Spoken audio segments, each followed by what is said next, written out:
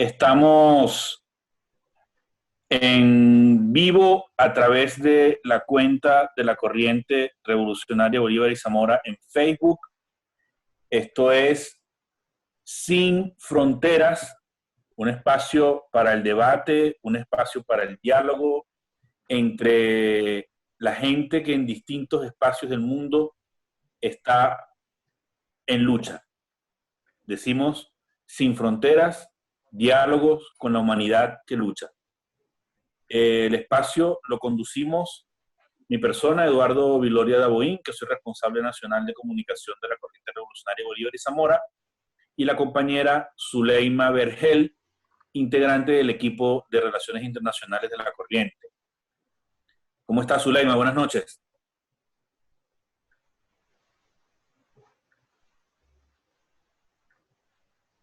No se escucha. Esta noche estamos conversando con el compañero Joao Pedro Stedile, referente central de la corriente del movimiento Sin Tierras de Brasil. Joao, ¿nos escuchas? Claro, buenas noches. Aquí en Brasil son ya las 21 del domingo. Un placer enorme poder conversar con ustedes dos, que son nuestros hermanos ahí de la corriente. Y también enviar un abrazo a todos los militantes que están ahí en la primera trinchera de enfrentamiento con el imperio gringo. Y desde acá de Brasil siempre estamos muy atentos, porque ustedes están en la primera trinchera. Si los gringos logran derrotarlos, nos tocará a nosotros también.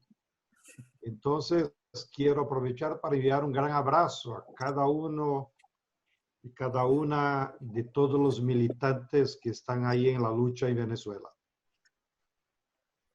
Gracias, Joao Pedro. Ahora sí, aprovecho entonces para extender un saludo a todas y todos quienes en estos momentos nos están viendo en este espacio Sin Fronteras, diálogo con la humanidad que lucha, y nuevamente reiterar las gracias por estar compartiendo este espacio con nosotros. De nuestra parte, agradecidos de tenerte hoy brindando el análisis que más adelante desarrollaremos. Bienvenido. Gracias. Joao, bueno, comencemos por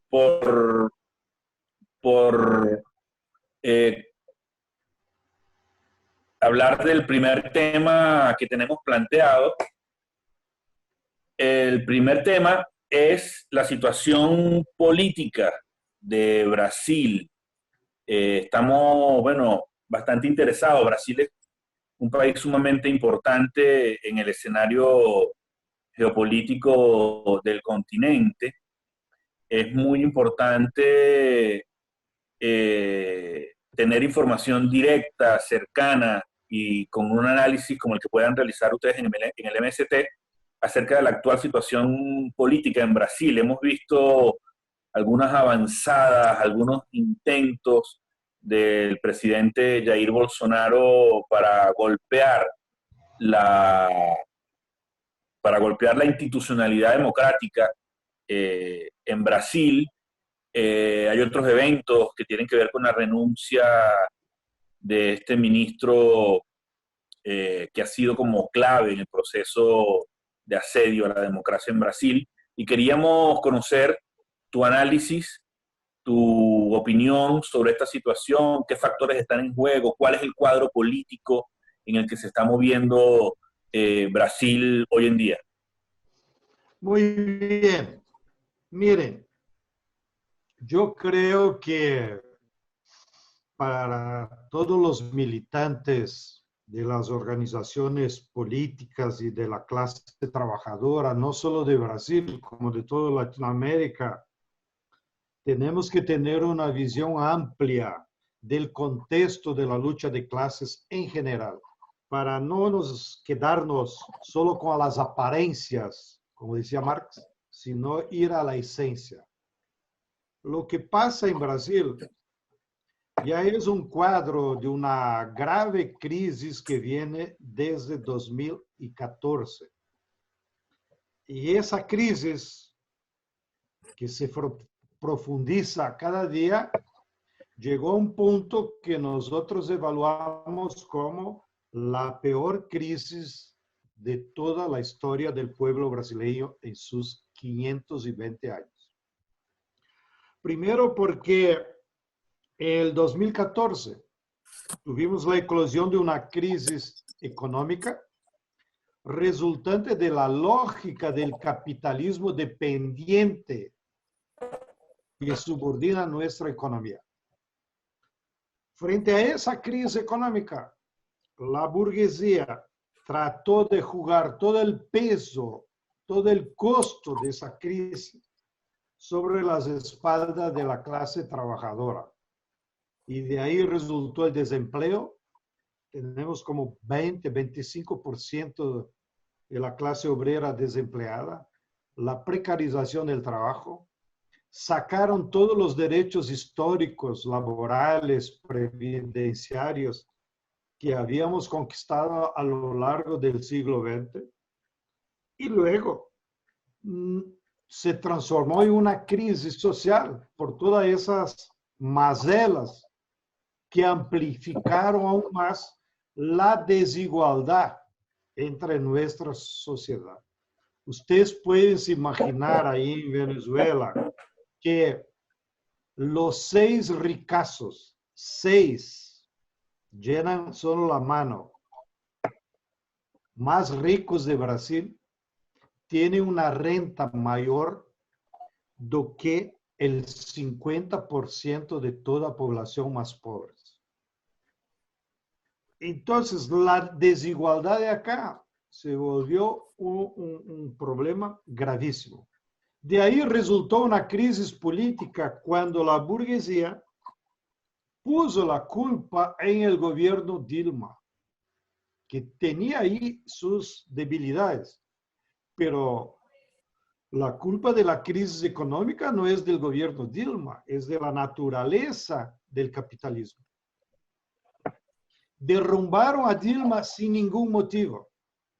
Y eso resultó en una crisis política de representatividad. De ahí resultó un gobierno títere que fue Temer. Y luego, cuando todas las circunstancias de las fuerzas políticas llevaría a Lula a volver a ganar las elecciones, ellos, junto con los gringos y el Departamento de Justicia de Estados Unidos, que se articuló con este señor, que era juez, Sergio Moro, prendieron a Lula sin ningún motivo real, de una forma injusta, solo para quitarlo de la disputa electoral. Y lo mantuvieron en la cárcel durante 2 años. Este señor, como regalo de su buen trabajo hecho para los gringos, porque a los gringos, más que prender Lula, les interesaba apoderarse de nuestro petróleo, como lo están haciendo con ustedes. Aquí tenemos una gran reserva de petróleo, pero bajo el mar, que exige alta tecnología que solo la empresa Petrobras, que es nuestra estatal, tiene. Entonces ellos, para se apoderar del petróleo, tenían que apoderarse de la Petrobras. Y este señor Moro fue el marionete que utilizaron para prender a Lula, evitar que él volviera al gobierno y a la vez apoderarse de nuestro petróleo, destruir la Petrobras y otras grandes empresas nacionales que estaban disputando el mercado internacional con los gringos. Bien, en ese marco, ellos se articularon con el apoyo de los robots y esos potentes computadores que eligieron a Trump y también del Mossad de Israel, lograron manipular la gente y eligieron al capitán Bolsonaro.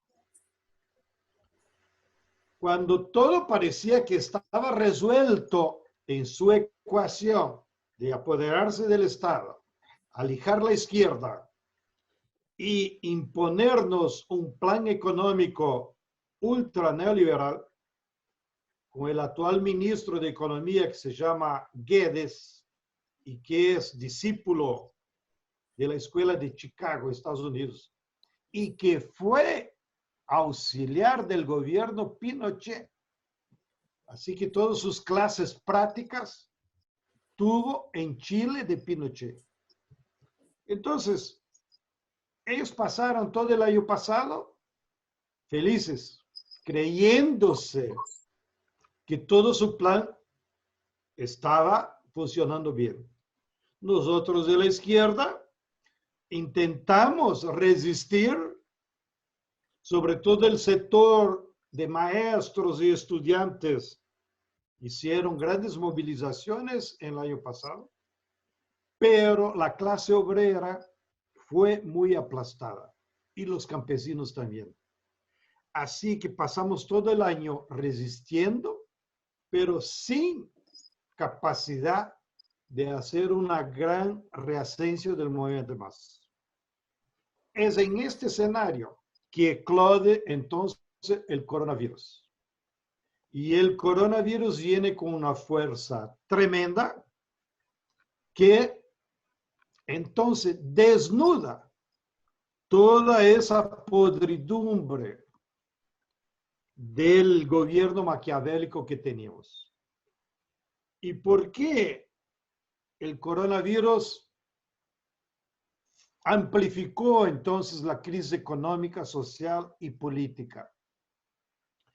Porque como aprendimos con los chinos, con los alemanes, sobre todo, el coronavirus es un virus invisible, muy potente, que ataca a todas las personas y pone en riesgo la vida de todos. Para enfrentarlo es necesario una verdadera guerra. Y para esa guerra hay que movilizar todas las fuerzas posibles de la sociedad. Las fuerzas económicas, las fuerzas sociales, las fuerzas de equipos y servicios de salud y un liderazgo político que logre coordinar todas esas fuerzas para que todos nos ponemos juntos contra un mismo enemigo que es invisible. Para eso, la primera actitud necesaria para derrotar a ese enemigo es el aislamiento social, porque la arma principal del virus es la contaminación muy rápida de todas las formas que uno no sabe cómo. Si es por el aire, por las cosas, no es solo por el contacto físico, sino que él se reproduce de mil y unas formas que los científicos todavía no han detectado. Bueno, para enfrentarse entonces a una situación de guerra y en esas circunstancias, vino a público, se quedó más claro para toda la sociedad brasileña que aquella política económica que pregaba el mercado como el nuevo Dios, aquella política que transformaba a los banqueros como los grandes directivos de la economía, aquellos que decían que el neoliberalismo resolvía los problemas, se equivocaron. Y el virus no solo empezó a matar gente, como el primero que mató fue el mercado. Sí. es solo un nombre que los capitalistas crearon porque tienen vergüenza de decir para la opinión pública la voluntad de los capitalistas. Entonces, como no quieren dejar claro cuál es la voluntad de los capitalistas, dicen las fuerzas del mercado. Las fuerzas del mercado no existen. Lo que existen son clases sociales, los capitalistas. Entonces, con esas circunstancias, también la sociedad se dio cuenta que no tenía un liderazgo político, no importa la ideología, si era de derecha o de izquierda, pero que lograse con seriedad organizar los recursos humanos, organizar el Estado para enfrentar el virus. Al contrario, reiteradas veces, prácticamente todas las semanas y a veces todos los días, viene a público manifestarse contra el aislamiento. Viene a público incentivar a que una lumpenburguesía que lo sigue hacer carreatas por las grandes ciudades de Brasil para presionar, no sé a quién, para que los trabajadores vuelvan a trabajar. Claro, ellos quieren que la gente vuelva a trabajar para ellos, para que ellos sigan acumulando, aunque eso cueste vidas humanas. Por suerte, se generó entonces un clima político en el país que todos los gobernadores, y aquí ustedes saben, somos un territorio muy grande, tenemos 27 estados muy populosos. La izquierda tenía solo 8 gobernadores en la región más pobre, que es el noreste. Todos los otros gobernadores fueron electos en alianza con Bolsonaro, por lo tanto eran de centro derecha, y algunos fascistas también, como el de Río. Sin embargo, todos los gobernadores, ante la crisis social y de salud pública, se unieron, pasaron a defender el aislamiento y se pusieron en oposición a Bolsonaro. Lo mismo ocurrió con la prensa burguesa. La misma prensa burguesa que lo había elegido, como Globo, otras revistas y periódicos, empezaron a criticarlo y fueron para la oposición. Y ahora, esa semana que pasó, el último acontecimiento de esas pugnas palacianas es que el mismo ministro de la Justicia pide dimisión porque en realidad Bolsonaro quería que la Policía Federal acobertase las investigaciones que van a desvendar la involucración de sus hijos en varios crímenes de Río de Janeiro, entre ellos posiblemente el asesinato de la concejal de izquierda Marielle. Entonces este señor, frente creo a un problema de ética, se afastó y pidió dimisión. Pero también como este señor es marionete de los intereses de los gringos, porque él era dirigido por el Departamento de Justicia de Estados Unidos. Él como ministro estuvo en Estados Unidos varias veces en visita a las oficinas del FBI y de la CIA. Jamás se había visto eso. ¿Cómo que un ministro de un gobierno independiente va a visitar los órganos de inteligencia de otro gobierno como de los Estados Unidos? Bueno, y el resultado de todo eso es que al no tenermos coordinación, como ustedes están teniendo en Venezuela, como en varios otros países hay, coordinación de recursos humanos, científicos y de salud, y liderazgo político para enfrentar el virus. Aquí todo el contrario. Como no hay liderazgo, no hay voluntad política, y el tipo solo sigue las reglas de Trump, ya estamos cosechando el terror de esa irresponsabilidad. Ya sobrepasamos a los 4.000 muertos. Acá en São Paulo, donde yo estoy, la ciudad que es la más poblada del hemisferio sur, somos ahí como unos 15 millones de personas, es el epicentro del coronavirus y ya tuvimos pérdidas de más de 2.000 personas. Ya los cementerios no logran enterrar a la gente. Y hay testimonios de todo tipo de esa tragedia que deja a la gente muy abatida. Hoy mismo leí en las redes que ya perdimos 15 motoristas de ómnibus.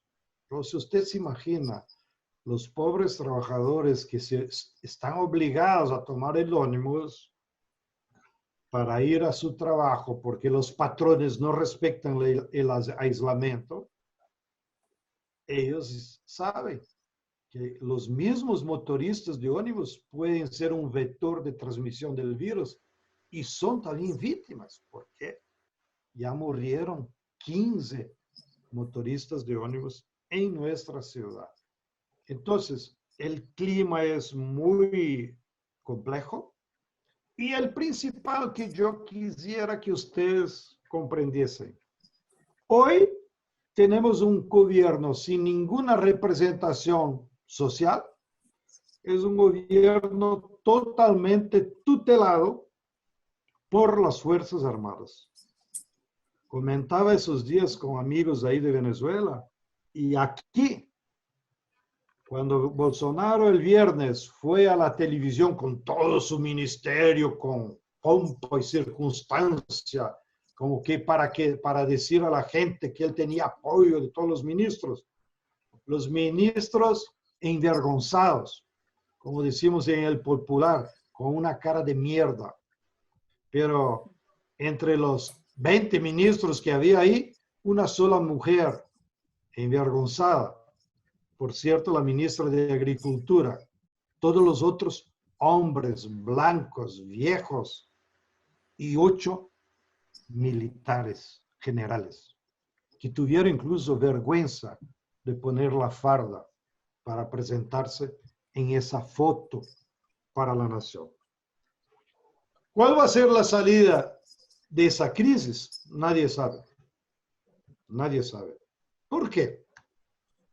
Ahí que tenemos que recurrir a los clásicos y a los fundamentos de la lucha de clases para no nos ilusionarnos con pequeñas pugnas palacianas, aunque ocurran. Pero en una sociedad que está viviendo una gran crisis como esa de carácter económico, social, político, ambiental y ahora de salud pública, ella solo va a salir de la crisis si las clases sociales se recomponen en algún tipo de alianza, ¿no?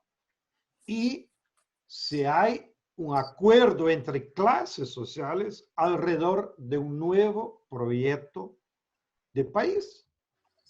O sea, no se resuelve esas crisis con entrevistas o quitando un ministro o otro ministro. El problema son de clases, del comportamiento de las clases. La burguesía está sin fuerza económica porque el virus no le permite seguir acumulando grandes sumas. Y la clase trabajadora también está en crisis porque las dos formas principales de la clase trabajadora ejercitar su fuerza en cualquier sociedad capitalista es la huelga, porque es el cheque mate contra su patrón, o me pagas o no trabajo, y es las movilizaciones populares en la calle, como ustedes ahí en Venezuela han ejercitado también esa fuerza popular. Siempre que hay alguna amenaza de los gringos o de alguna fuerza extranjera, ustedes movilizan a la gente. así que se hace la lucha de clases. La gente movilizada explicita su fuerza, lo que quiere. Aquí en Brasil no podemos. Ni los burgueses pueden moverse, ni nosotros. Entonces hay como que un equilibrio en la instabilidad, ¿no? Y por eso es que nos imaginamos que esa crisis política todavía se va a tardar un tiempo más largo. Pero podemos también tener otras hipótesis, porque todavía no llegamos al pico de la gravedad del virus. Aquí se habla que cuando el virus llegue a la periferia, a las favelas, a la gente más pobre, podemos llegar a los niveles de Estados Unidos. 10, 15, 20, 50,000 muertos. Y eso sería una tragedia para el pueblo brasileño. Entonces, puede haber alguna solución también temporaria, que los militares quiten la tutela que hacen al actual gobierno y lo sustituyan, provocando una renuncia. Y sube el general Mourão, que es el vice. Pero de nuevo, quita un capitán, pone un general, pero no resuelve la crisis que es estructural, ¿no? Entonces, no quiero ser pesimista, todo lo contrario, soy optimista. Lo que no debemos es tener ilusiones sobre el comportamiento del actual gobierno, pero sí debemos seguir organizando la gente, concientizando, para que en los próximos meses y quizá años se vuelva a articular una fuerza popular suficiente para construir un nuevo proyecto de desarrollo en nuestro país. Bueno, ya me extendí demasiado, ¿verdad? No, bueno, muy bien, Joao. Creo que ahí también lograste responder a otras preguntas que teníamos con mucha amplitud. Hacía usted referencia a elementos muy importantes, a elementos neurálgicos a analizar en estos momentos que estamos viviendo de complejidades. Usted mencionaba la necesidad de los liderazgos y tiene que ver con esos nuevos liderazgos que requieren estos procesos para la transformación y los cambios concretos que necesita esta sociedad, ¿no? Un liderazgo con ética, un liderazgo ético, un liderazgo que acompañe realmente a la gente desde esa posición ética.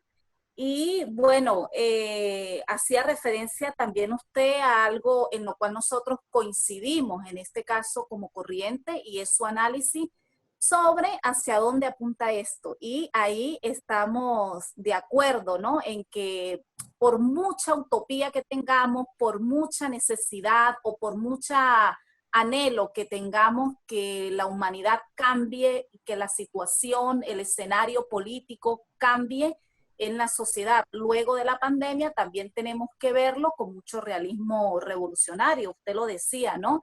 Tenemos que apostarle entonces a la construcción de un proyecto en torno a la unidad para que a partir de allí podamos tener entonces transformaciones concretas de la sociedad en función del proyecto que queremos. También usted nos hacía con amplitud, nos daba información sobre lo ocurrido hace 2 días con Sergio Moro, y bueno, de verdad que agradecemos sobre todo oírlo desde su análisis, desde su percepción. Vamos entonces a continuar en el mismo tono.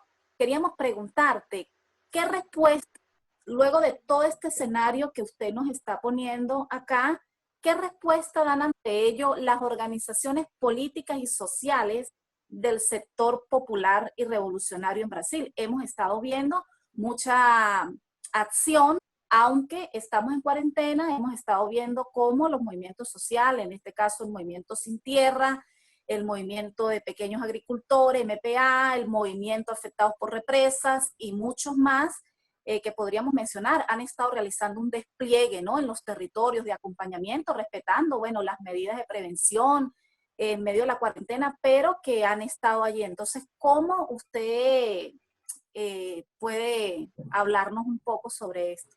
Muy bien. Sobre el cuadro de la lucha de clases en Brasil, que ahora está centrado, como dice, en el futuro del nuevo gobierno. Si logramos tumbar el nuevo gobierno o no. Recién este sábado, el Partido de los Trabajadores, que es el más grande de la izquierda, se inclina por adoptar la consigna de Fora Bolsonaro. Hasta el sábado, solo las fuerzas de movimientos populares, los intelectuales, es que habían adoptado ya esa línea política. Entonces, la caída de Moro ayudó a que más gente de nuestro campo se ponga como reto una línea política de tratar de cambiar el gobierno. Pero ¿cómo cambiar el gobierno? Entonces, ahí, desde las fuerzas de izquierda y de las fuerzas populares, hay dos caminos que están debatiendo aquí en Brasil.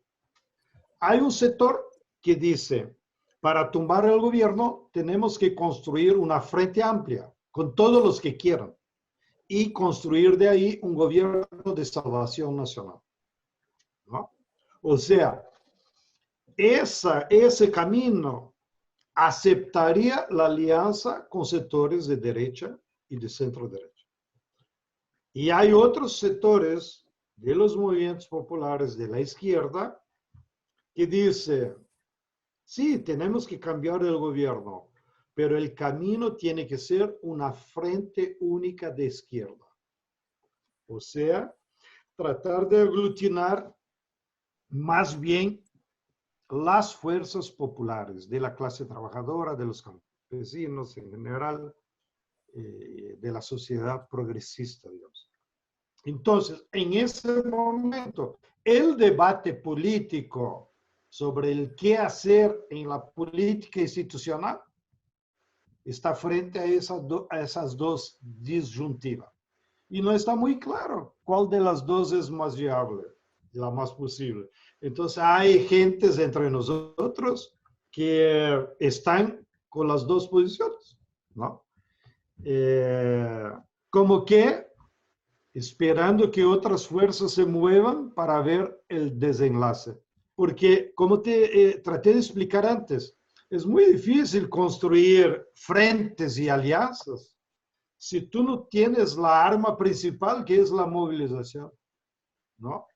Se queda solo en anhelos, en propuestas, en hipótesis. Por eso que esos dos caminos se tardarán, en mi opinión, a decidirse. Puede llevar meses, ¿no? Quizá antes de nosotros nos definirmos o tenermos o cuál de los dos caminos tiene más fuerzas acumuladas, puede ser, como dice antes, que las mismas contradicciones del capitalismo, del corona, lleven a cambios en el gobierno, que serían hechos por arriba, sin la interferencia de fuerzas populares. ¿No? Como comenté antes, puede llegar a una situación de una tragedia social que los militares entonces llegan para este señor y dicen, renuncie, le daremos como premio ir a vivir a Miami. Me imagino que en Caracas ustedes no lo quieren. No. Entonces él puede ir a Miami, que es el capital de todos los hijos de la mierda de Latinoamérica. Y bueno, y encontrar una salida institucional que no sería todavía la salida de la crisis. La crisis se va a tardar. Bueno, el segundo aspecto que tú preguntas me lleva a reflexionar con ustedes es que los movimientos populares, sea del campo, como tú citaste, nuestros hermanos ahí de la vía campesina, que aquí en Brasil, como somos un territorio grande, tenemos más de 20 movimientos campesinos, ¿no? Y pueblos indígenas y afrodescendientes, ¿no? Movimientos de negros, todos esos estamos aglutinados en la vía campesina Brasil. Y hay también movimientos populares urbanos que están aglutinados en dos frentes, la Frente Brasil Popular y la Frente Pueblo Sin Miedo. Bueno, ahora tenemos unidad entre los movimientos del campo y los movimientos de la ciudad. ¿Unidad en qué?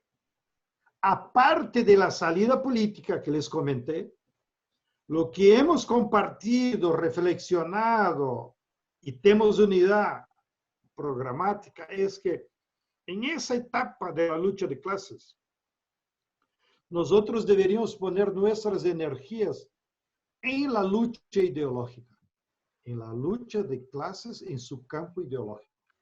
Y ya que no podemos nos mover en la lucha política por el poder político, no podemos nos mover en la lucha económica de conquistar tierra o políticas públicas o hacer huelga por mejores condiciones de salario. Entonces, ¿qué estamos haciendo en ese campo de la lucha ideológica? Fundamentalmente hemos estimulado a toda militancia en nuestra base social. Primero, actuar en la agitación y propaganda, que también estamos con dificultades por ese ambiente de aislamiento social. Pero sí podemos nos mover en la agitación y propaganda. Entonces, la gente ha ido mucho en la ventana, sobre todo quien vive en los edificios. Prácticamente todas las noches, a las 20 de la noche, 20:30, la gente va en la ventana y golpea la panela. Ahí en Caracas era la derecha. Aquí también hacían eso contra la Dilma. Pero ahora ya ves cómo es la historia. Se volvió como una arma para nosotros. Contra Bolsonaro, fuera Bolsonaro, y la gente grita, y la gente toca música. Ayer a la noche, les comento, porque tengo amistad, entonces siempre trocamos ideas, nuestro querido Chico Buarque, y él hizo una canción de solidaridad en ese escenario, fue en su ventana y por primera vez tocó la música. O sea, bien. Muchos de nuestros artistas han hecho ese tipo de actitud que está en el campo de la agitación y propaganda, ¿no? Denunciar el gobierno y defender cambios, que sería la propaganda. Y el otro campo que estamos actuando en la agitación son las redes, como estamos haciendo ahora. Sí. Se multiplicaron muchas actividades en redes, cursos de formación, live, como están diciendo, debates, diálogos. O sea, hoy día aquí en Brasil, la computadora es más importante o tiene más frecuencia que la televisión. Entonces, es un espacio muy importante de intercambio de ideas y de hacer esa agitación y propaganda. Y por primera vez, con el coronavirus, la actuación de la izquierda en los twitters sobrepusimos a la actuación de la derecha, a pesar de que ellos tienen todos aquellos robots que todavía manejan desde las elecciones pasadas. Y el segundo campo que estamos actuando como parte de la lucha ideológica es la solidaridad. Hemos tratado de transformar la solidaridad en una praxis, en un principio. Y tratamos, sobre todo desde el campo, y yo sé ustedes también tienen mucho vínculo, de seguir produciendo alimentos, porque sí es posible manteniendo las reglas de sanidad, y llevar esos alimentos para hacer solidaridad con la población más necesitada en la periferia de la ciudad, la población de calle. Ustedes imaginan que aquí en São Paulo hay 15.000 personas que viven en la calle. Es una tragedia.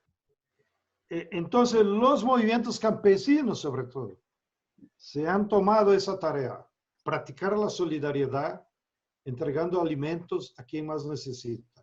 Pero hay un montón de otras formas que se han evidenciado: donación de sangre, ayudar a la vecina, una idosa que ya no tiene familiares, buscarle comida para ella, en fin, practicar la solidaridad de todas las formas posibles. Y la solidaridad entonces se ha transformado en una arma ideológica, porque ella anuncia el futuro.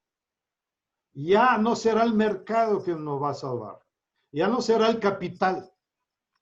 De aquí para adelante, después que derrotemos el coronavirus, la arma fundamental de los pueblos y de las organizaciones populares va a ser la solidaridad, tanto para resolver nuestros problemas cotidianos, cuanto para construir una nueva sociedad basada en otros paradigmas.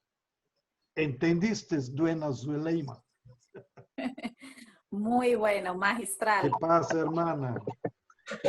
La solidaridad como arma ideológica, ¿no?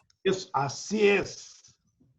Es decir, Como en un mundo... principio de vida. Es al revés, me permite. La solidaridad hemos aprendido con todos los filósofos y pensadores, que es la base de la vida humana. Ningún ser humano vive solo, ¿no? Entonces, la solidaridad es un principio de la vida social, que el capitalismo trata de esconder. Pero en esta crisis tan profunda del capitalismo, si nosotros practicamos la solidaridad como principio de vida, esa práctica se transforma en una lucha ideológica contra la burguesía. Porque se queda claro para la gente que los burguesotes, los ricos, eso poco se importa cuántos mueren. Ya te comenté aquí en mi ciudad, 15 motoristas de ómnibus murieron por el corona. Y la clase media fascista haciendo carreatas con sus carros flamantes, pidiendo libertad para trabajar, que no es ellos, para que sus peones vuelvan a trabajar para ellos. Entonces la gente empieza a darse cuenta, ¿no? Que los capitalistas, los burguesotes, poco les importa la vida de uno, la vida del otro, y nosotros sí, como clase trabajadora, como fuerzas populares, tenemos entonces la solidaridad como una arma ideológica para decir, solo es posible una nueva sociedad si ella fue basada en eso. Fíjate, Joao, eso es clave, sin duda. Hay un par de noticias que nos llevan al ámbito del análisis global, que también es bueno que lo toquemos ahorita, recientes, que son alarmantes. Una es de la Organización Internacional del Trabajo, que plantea que la paralización económica que está generando la crisis de la pandemia está afectando el empleo de 2.700 millones de trabajadores y trabajadoras en el mundo. Casi 3.000 millones de trabajadores y trabajadoras están en vilo, en el riesgo de perder sus trabajos, de pasar al desempleo, etc. Y otro dato que lo da la organización, también lo da Naciones Unidas en su agencia que tiene que ver con el tema alimentario, creo que es la FAO, no recuerdo el nombre exacto de la agencia, plantea que 130 millones de personas podrían entrar a padecer hambre este año, como consecuencia de la crisis desatada por el coronavirus. ¿Cómo hacer frente a esto? ¿Cómo la humanidad sabiendo que tenemos recursos para enfrentar eso, porque tenemos recursos para enfrentar eso, puede hacer, ¿qué podemos hacer? ¿Qué puede hacer la humanidad para evitar que esos dos números tan críticos que está planteando estas dos organizaciones internacionales puedan no ser tan violentos, ¿no? ¿Qué opinas tú sobre eso, sobre esas cifras y sobre esas posibilidades de que la humanidad pudiera enfrentar eso de una manera que evite esa tragedia? Es verdad. Todos los indicadores sociales por varias agencias nos indican que la humanidad saldrá de esa crisis económica, social, política y de la pandemia pagando un alto costo social. El mismo Estados Unidos. Me enteré ahí por las estadísticas que van a perder más gentes desde la Segunda Guerra Mundial. Porque la última grande guerra que ellos perdieron fue Vietnam, que perdieron 58,000 soldados en 15 años. Ahora ya perdieron más que 50,000 en semanas. Son vidas, son americanos. Incluso que están siendo enterrados de forma humillante. No es con aquella pompa de los soldados que regresaron de Vietnam o del Irak. Bueno, y es verdad, aumentará el desempleo, el hambre, esa crisis ambiental que ha afectado todo el planeta, que pone en riesgo la sobrevivencia incluso del ser humano y de muchas otras especies. Pero yo no soy pesimista. Yo creo que vamos a salir de esa crisis de otra forma. Porque pasado la tragedia del coronavirus, cuando las masas tengan posibilidad de moverse, yo creo que vamos a vivir un nuevo periodo histórico de reascenso del movimiento de masas y ahora en todo el mundo. O sea, todos aquellos países donde los gobiernos dieron las espaldas a la gente, no tendrán vida fácil. Habrá un reascenso del movimiento de masas en muchos países. Y ese reascenso de masas puede entonces poner sobre la mesa nuevos paradigmas, nuevas soluciones de carácter postcapitalista. ¿Por qué? Porque en esos meses todos estamos siendo testimonios de que el capitalismo no resuelve los problemas fundamentales de la gente. El capitalismo ya no consigue dar comida, no consigue dar trabajo, ni siquiera quiere explotar la gente, no consigue dar agua potable. Entonces, el capitalismo va a salir de esa crisis desmoralizado, derrotado, así como el imperio de Estados Unidos va a salir derrotado. No importa quién gane las elecciones en Estados Unidos, si Trump o el otro viejito ahí. Pero en esencia, la potencia económica de Estados Unidos será derrotada. Mire, como un hecho de la lucha internacional, 82 países fueron ahí a la puerta de los chinos. Ayúdeme, por favor. Manda tus equipos, manda tu conocimiento científico, manda tus remedios, manda tu medicina, manda tus médicos. ¿Y cuántos países pidieron socorro a Estados Unidos? Ni siquiera Bolsonaro aquí, que es un lambebotas de Trump. Al contrario, un avión que venía de China con equipos para Brasil, cuando hizo escala en Miami, Trump lo secuestró. O sea, nos robó equipos, ¿no?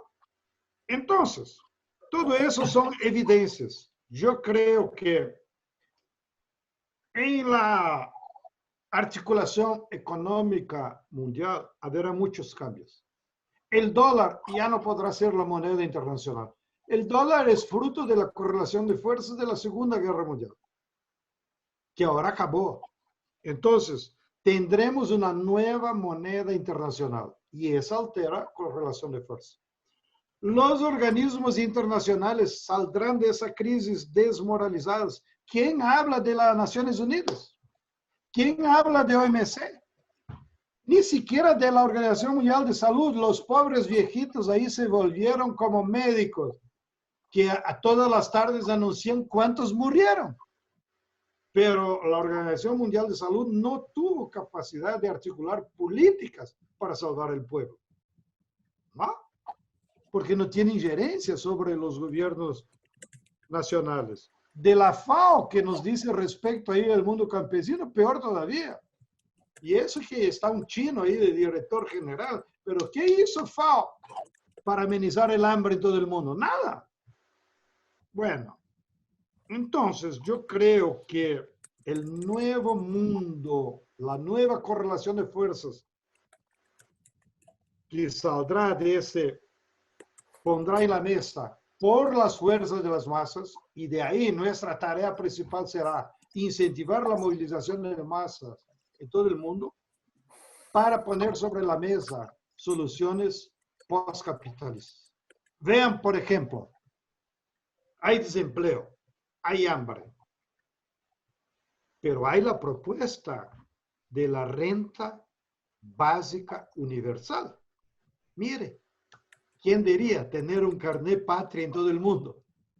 O sea, ¿y quién defendió esa propuesta? El Papa Francisco, con toda su autoridad moral. O sea, entonces, ¿por qué que no podemos salir de esa crisis y en todo el mundo todo ser humano tiene su carnecito?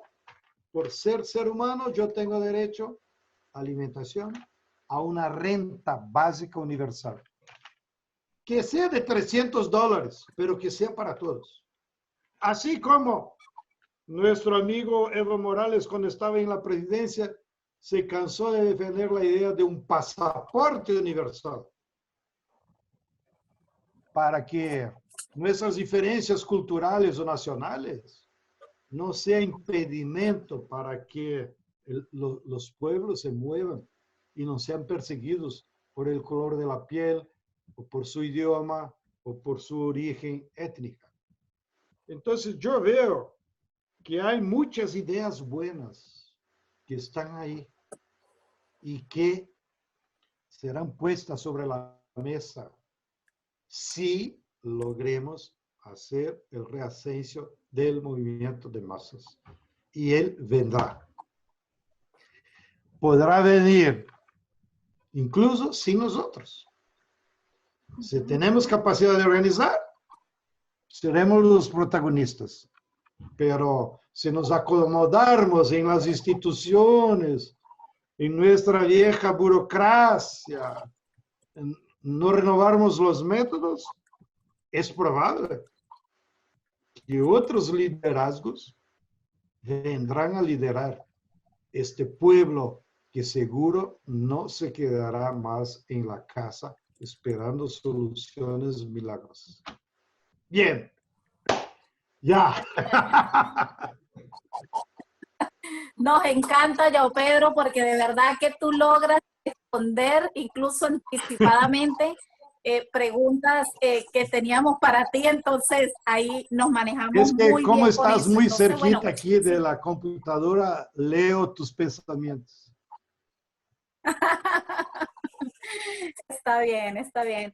Bueno, como tú mencionabas, entonces sin duda sí creemos que el mundo apunta a una desglobalización que se va a reforzar, ¿no? Y que posiblemente hayan surgimientos de bloques económicos que tendrá impacto en la geopolítica mundial, ¿no? Con eso que tú mencionabas. Y fíjate, ahí haciendo un poquito alusión a lo que decía de los Estados Unidos, y en forma de chiste se viene leyendo estos días, pero que es muy cierto, que Estados Unidos solo salva a la gente en las películas, porque fíjese, ¿no? La situación en que está y a quién ha tenido que recurrir muchos países, muchos estados que han estado gestando y han estado actuando en desfavor de países como Rusia, como China, y también poner el ejemplo de la heroica Cuba.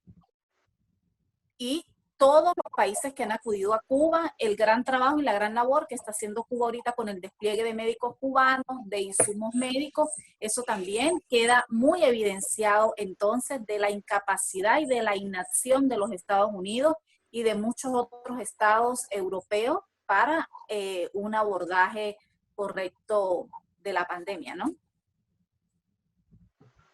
Sí, para ir terminando, ¿no? Porque aquí en Brasil decimos que un programa con más de 1 hora, la gente empieza a dormirse. Aunque contigo no creo. O no preste tanta la atención. Y además no quiero agotar todos los temas para poder volver a hacer otro programa con ustedes. Muy bien. Entonces, para ir, digamos, cerrando con el tema de la correlación de fuerzas internacionales, como provocaste. Es evidente. Yo no creo que saldrá fortalecido ideas nacionalistas. Yo creo que sí va a salir fortalecido la idea de estados fuertes. Porque en esa crisis tan amplia, con esas varias vectores, solo un Estado organizado y que defienda los intereses de su pueblo puede ayudar, contribuir para resolver los problemas. Entonces, es un primer tema. Tendremos estados más fortalecidos. Un segundo tema. Yo creo y espero que haya un proceso de estatización del capital financiero. Los bancos no pueden más ser el núcleo hegemónico de acumulación capitalista. Y de cierta forma, aún ahí en Estados Unidos y Europa, ya la misma burguesía se está golpeando con ellos cuando pone tasa de interés cero, ¿no? Es una forma de quitarles poder. Pero yo creo que institucionalmente tendremos que llegar a una situación defendida incluso por el Premio Nobel de la Economía, Joseph Stiglitz, que hay que estatizar el sistema financiero. Y con eso terminar con los paraísos fiscales, con toda esa especulación de las bolsas de mercancías y todas esas mierdas. Yo creo que salió derrotado ideológicamente de ese contexto los falsos valores del capitalismo que ellos pregaban para nuestra juventud como valores que no eran del consumismo, del egoísmo y del individualismo. ¿Dónde un joven va a practicar ahora el individualismo? No puede salvarse solo. ¿Qué va a hacer en el shopping center? ¿Qué va a hacer en el shopping center? ¿Va a comprar cuántos celulares? ¿No? Entonces, esos falsos valores se desploman y tendrán que emergirse en su lugar otros valores que tendrán una relevancia mayor en la sociedad en general. Y en el escenario de los países, que serían entonces los cambios en la correlación de fuerzas internacional, es evidente, todos los señales apuntan para un desplome del imperio de Estados Unidos. Ellos van a seguir con su poderío militar. Pero el poderío militar no es suficiente si por detrás no es expresión de una fuerza económica. Y la fuerza económica ellos están perdiendo. Por lo tanto, es temporario esa hegemonía militar que ellos todavía tienen ahora. La Unión Europea también está en el hospital de rodillas, no saben lo que hacer, porque ellos también se creían que con el neoliberalismo su rol era el turismo, servicios. Una sociedad no puede vivir de turismo ni de servicios. La sociedad tiene que organizar la producción de los bienes necesarios para una vida buena para todos, ¿no? Y como cité antes, los organismos internacionales también perderán su fuerza. Tendremos que construir otro tipo de organismos multilaterales. Ya organismos internacionales solo de gobiernos no sirven. No sirven para nada, ¿no? Ahí las ideas proféticas de nuestro querido Chávez, cuando pensaba en el ALBA y que defendía que el ALBA debería ser una articulación internacional de Latinoamérica, pero donde estuviesen los gobiernos, los estados, los movimientos populares, las fuerzas de la sociedad, todos juntos, en una gran articulación popular, ¿no? Bien, y emerge, primero como fuerza económica, el grupo ahí de Euroasia, donde China hegemoniza ese proceso, pero del punto de vista económico está también India, aunque ahora tiene un gobierno fascista, Rusia, Indonesia. Entonces diríamos, Euroasia será el nuevo polo económico del mundo, ¿no? O sea, ellos tendrán la gran fuerza económica y por eso ellos van a definir una nueva moneda, que espero que sean justos y podamos construir una moneda internacional, no más una moneda de un país como es el dólar. Entonces el dólar ya se fue para el infierno, ¿no? Ustedes venezolanos que gustan de tener dólar ahí como ahorro, pueden quitarse. Que algún tiempo no va a servir para nada. Y, repito, emergen países que han cultivado la solidaridad. Si tú ves Cuba, una pequeña isla, ¿no? No tiene poder económico, no tiene recursos naturales, pero miren la simbología de esas brigadas médicas yendo a países, ¿no? Me enteré que hoy parece que fuera incluso a Honduras, que es un gobierno golpista de derecha, o sea, ellos ni siquiera piden la ideología del gobierno y van ahí para salvar vidas. Eso es un valor que va a proteger Cuba, ¿no? Y yo creo que también ustedes, Venezuela, saldrán de esa mucho mejores y se escaparon de ser invadido por Estados Unidos. No tengan miedo, como diría Mao Tse-tung. El imperio gringo se volvió un tigre de papel. El peor momento en mi evaluación, y sinceramente de lejos, no tengo ninguna autoridad ni moral ni política para evaluar, pero mirando de lejos, el peligro mayor que ustedes pasaron fue en febrero del año pasado. Sí. Ahora ya los gringos no tienen más moral de hacer ninguna invasión militar en parte alguna del mundo, ¿no? Entonces Venezuela yo creo que sale fortalecida.